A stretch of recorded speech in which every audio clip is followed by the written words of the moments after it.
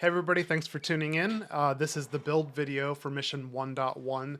This is how to hack this inexpensive Amazon RC car and turn it into the FPV racer that you see here. So this video is focused on just hacking the RC car itself, turning this car into an FPV car. And I talk about the track and tuning a little bit, but I don't really get into the goggles and track in great detail. It's really focused on just hacking this RC car. So what you'll need to race for the complete experience is 2 of these FPV cars or more, goggle for each player, a racetrack. You'll have to sweep it clean and set up a good area to race on where you can do laps, and at least 2 players for a race, right? And the materials that you'll need, you can follow along this video to convert 2 of these inexpensive Amazon RC cars into FPV racers. And you'll need a set of goggles for each player or something to see it on. There's also screens that you can use instead. If you don't like to use goggles, you could race on a screen. And cones or something to mark the track with. It's important that you can see where the turns are and stuff. Something bright and easy to see in a terrible video feed, because FPV gives you a horrible video feed in this analog form. So an initial investment for what I've described here is $250 or $300 is probably closer if you get the upgraded goggles. I highly recommend getting the upgraded goggles, but if you got 2 sets of upgraded goggles and built 2 of these, you'd spend about $300. And then you'd be able to have the race experience that I'm talking about. But that's only $60 of disposable RC cars. $240 would be to components that you can use in the future on other builds or other toys. So it's not wasted money. Also, you can see the video description for links to the products that I use here. So the tools you'll need for the build, you'll need a solder station and some basic soldering skills, or maybe almost intermediate. You're going to do a Y solder the way that I've described it. You'll need a drill with a bit, and you'll need to know how to use a drill or know someone that can drill a hole for you. It's a pretty easy thing to do on this one. It's not a difficult or challenging hole to drill, so you just be drilling one hole. You'll need a hot glue gun and know how to use it, and those hot glue guns get really hot. Safety first. You'll need a Phillips screwdriver to open up the RC car, and probably some pliers or basic tools. And the parts you'll need are the RC car, the camera video transmitter combo, a cup or something to store the screws in while you're working, electrical tape or a shrink wrap for when we do the solder joint, and hot glue and solder, of course. I've included a shopping list that with links to Amazon. I highly recommend getting the better goggles.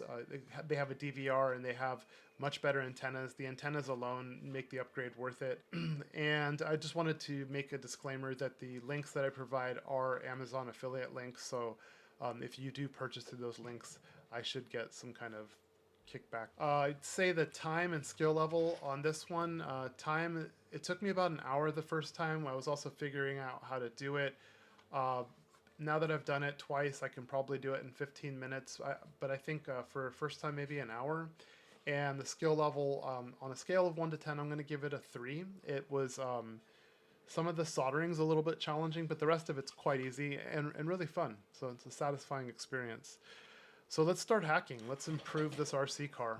Keep the box in good shape. It can be used to store it and transport it later. It still fits in the box after you hack it. First thing you need to do is take the battery out if you have a battery in there. I highly recommend removing the captive screw that's in the battery cover and just, I don't know, throwing it away. I believe there's a reason for this screw. I think that in order to market this thing in the United States as toy grade, this kind of battery has to be in a screw closed enclosure. So I think that's why that's there. But if you just take the screw away, it works fine without it. You'll need a good workstation somewhere with some good space. You'll need your solder station nearby and something to gather the screws in. Safety disclaimer, safety first. Hot glue can burn, soldering irons can burn, batteries can start fires, so adult supervision is required. So with that out of the way, let's continue. We'll start with the teardown portion. So let's crack open your brand new RC car and let's get started. So first thing you've got to do is remove 4 screws. So it's 1, 2, 3, 4, and these screws hold on these little spoilers is what I'm calling them. So you can remove these spoilers. After you get the spoilers off, you'll see that there's 4 screws underneath the spoilers. So you'll remove those 4 screws, and those 4 screws hold the chassis to the body. Okay, once you've got the body removed, you'll see that this cable right here holds the, basically is tethering the body to that main board. You can just unplug it. Just be very gentle and careful. Make sure you grab it by the plug head instead of pulling it by the wire. So gently disconnect the modular plug, and now we can work on the rolling chassis and the main board. So go ahead and unscrew the main board from the chassis and just set it free. Make sure you capture that screw and put it with the rest of the screws. That's the only screw that's a different size, so it's easy to identify. And now that the board is free, you have some room so you can work on it. Power tap. Okay, so I've done the homework on this already. This camera takes input power in a range from 3.2 to 5.5 volts. And the battery that comes with this RC car is 3.7 volts. So it's in the range, and all we have to do is tap the power that this RC car is running off and find a way to get that power to this camera.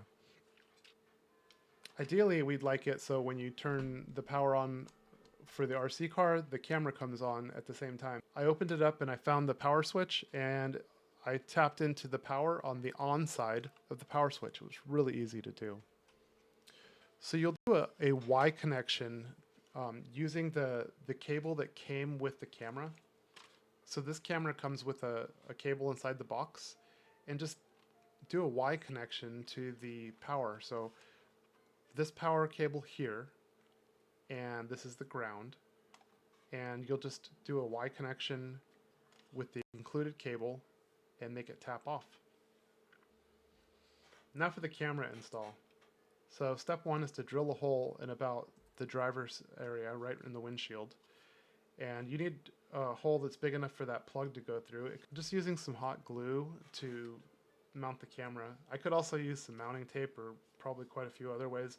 Hot glue is easy to use, and it peels off of this like it was never there. So if I don't do it right, I can do it over and over, and it's just so easy to use, and it's so satisfying.